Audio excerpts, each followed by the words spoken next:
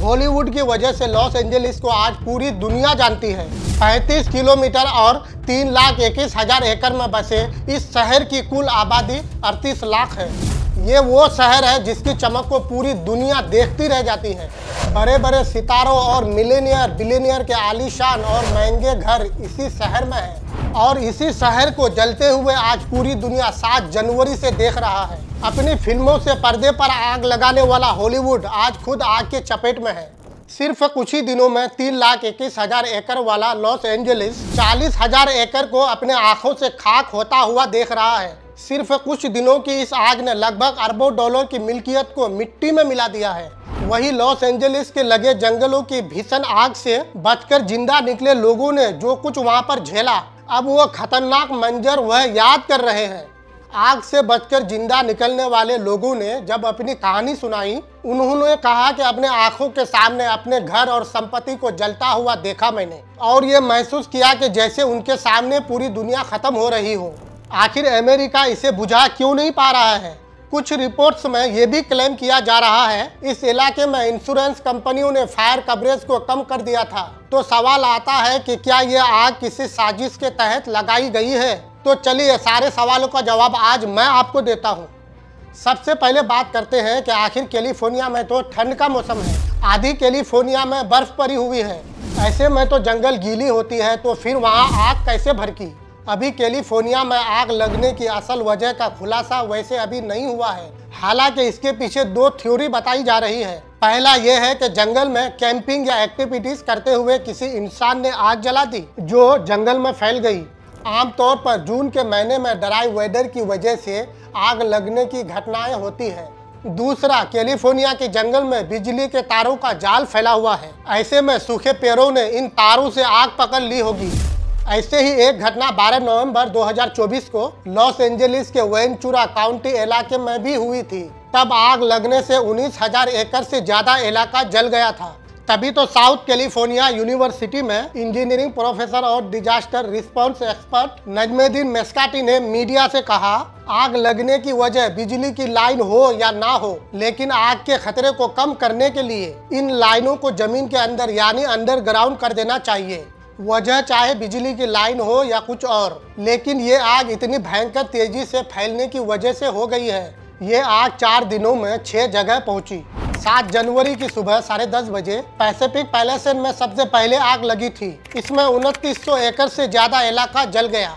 इसके बाद शाम 10:29 पर हजर्ट में आग लगी और अगले कुछ घंटों में 671 एकड़ के इलाके में फैल गई। इसके अगले दिन यानी 8 जनवरी सुबह 6:15 में सेपुल बेडा बेसिन पर यह आग पहुंच गई, जिसने 30 एकड़ के इलाके को जलाकर खाक कर दिया। फिर सुबह 11 बजे अल्टाडेना में लगी ईटन की आग 10,600 एकड़ तक फैल गई और दोपहर 2 बजे लीडिया में भी आग फैलना शुरू हुई और 394 एकड़ तक फैल गई। और फिर शाम 6 बजे हॉलीवुड हिल्स के आसपास सनसेट फायर में भड़की आग ने 50 एकड़ से ज्यादा इलाका जला दिया। इसके बाद 19 जनवरी के दोपहर 3:16 पर केनियट के वेस्ट हिल्स में आग लगना शुरू हुई और लगभग 960 एकड़ तक फैल गई। एक्सपर्ट्स के मुताबिक कैलिफोर्निया की आग इतनी तेजी से इतने बड़े इलाके में फैलने की 2 बड़ी वजह। पहली, ड्राई वेदर से जंगल सूखा था। देखिए, लॉस एंजलिस में 2022 और 2023 में नॉर्मल से बहुत ज्यादा बारिश और सर्दी हुई थी। इस वजह से जंगल में बहुत सारे पेड़ और झाड़ियां पैदा हो गई। इसके बाद 2024 में सर्दी और बारिश कम हुई। इसके चलते पेड़ पौधे को नमी नहीं मिली और ये सूख गए। इन्हीं सूखी झाड़ियों ने आग के लिए एक तरह से रास्ते का काम किया। इन जंगलों में चीड़ के पेड़ भी लगे हुए हैं। चीड़ के पत्ते फौरन आग पकड़ लेते हैं। क्लाइमेट साइंटिस्ट डेनियल स्विन का कहना है, साउथ कैलिफोर्निया में बहुत कम बारिश होने के चलते इस जगह पर अब तक का सबसे ज्यादा सूखा पड़ा। सूखा जंगल इस आग के लिए फ्यूल का काम कर रहा है।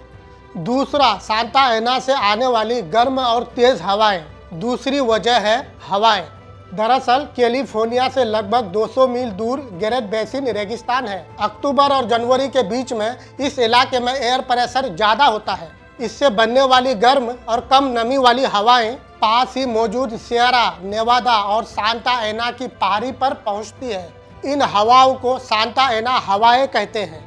पहाड़ी दर्रों से गुजरने के दौरान इसकी रफ्तार तेज हो जाती है। इसके बाद ये तेज हवाएं कैलिफोर्निया पहुंचती है।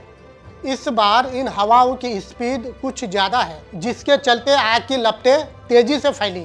आपने कई वीडियोस में भी देखा होगा जिनमें इन तेज हवाओं के चलते आग पेड़ को चीरकर घरों तक जला रही है।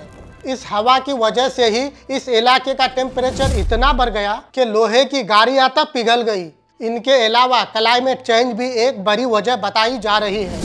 दरअसल एक्सपर्ट्स के मुताबिक बीते कुछ सालों में कैलिफोर्निया में जंगल की आग का मौसम लंबा हो गया। क्लाइमेट चेंज ने पूरे कैलिफोर्निया में गर्मी बढ़ा दी है। इससे न सिर्फ आग लगने की पॉसिबिलिटीज बढ़ रही है, बल्कि आग फैलना भी आसान हो गया है।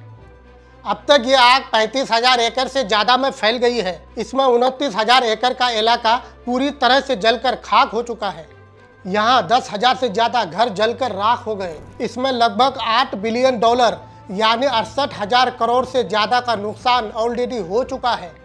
अब तक लगभग 26 लोगों की मौत हो चुकी है।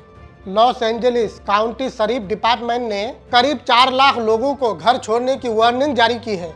वही लगभग 3 लाख लोग बिना बिजली के रह रहे हैं। लॉस एंजलिस काउंटी के शेरिफ रॉबर्ट लूना ने कहा है, आग को देखकर ऐसा लग रहा है जैसे इन इलाकों में परमाणु बम गिरा दिया गया हो। इस तबाही पर मरने वालों की संख्या अभी और भी बढ़ सकती है। जी हां, जंगलों से शुरू हुई इस आग ने मालिबू, पैसिफिक पैलेसेड जैसे पोस्ट इलाकों में सेकंडों में घर को जलाकर राख कर दिया। इनमें Paris Hilton, Steven Spielberg, Mandy मूर और एस्टन कूचर समेत कई हॉलीवुड स्टार के घर भी शामिल हैं। कैलिफोर्निया की आग हॉलीवुड हिल्स तक पहुंच चुकी है। यहाँ मौजूद अमेरिकी फिल्म इंडस्ट्री की पहचान हॉलीवुड बोर्ड पर आग है। लॉस एंजलिस के ब्रेटन वुड इलाके में बना अमेरिकी वाइस प्रेसिडेंट कमला हैरिस का घर खाली करा दिया गया है। खैर, अब सवाल आता है कि अमेरिका आग बुझाने के लिए क्या कर रहा है और आग पर आखिर काबू क्यों नहीं पाया गया है।